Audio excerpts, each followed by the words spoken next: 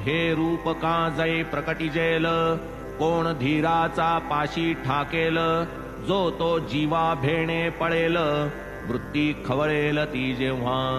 कधी अवचित क्रोधवृत्ती भक्तांवरी आग पाखडिती, कधी मेणाहूनी मऊ भासती पुतळा शांती क्षमेचा, कधी काळाग्निरूप भासती भक्तांसी खड्गाचे धारेवरी धरिती, कधी लोण्याहूनी मवाळ होती आनंद वृत्ती विलसती.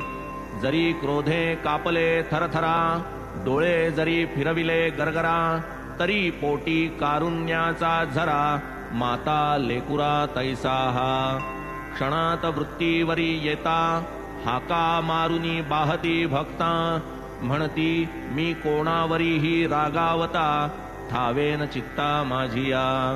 मायहाणी लेकुरा लाता, समुद्र करी नदिया परता, तरीच मी होय तुम्हा अभेरिता, करीन अहिता तुमचिया.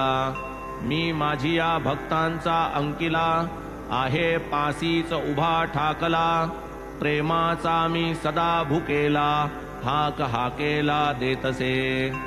हा कथा भाग लिहिता लिहिता, ओघाने आठवली समर्पक कथा, उदाहरणार्थ कथितो श्रोता, सादर चित्ता परिसिजे.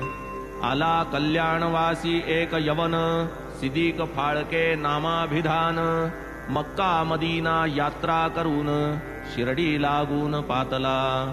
उतरला तो वृद्ध हाजी, उत्तराभिमुख चावडी माझी, प्रथम 9 मास इतराजी, बाबान राजी तयाते.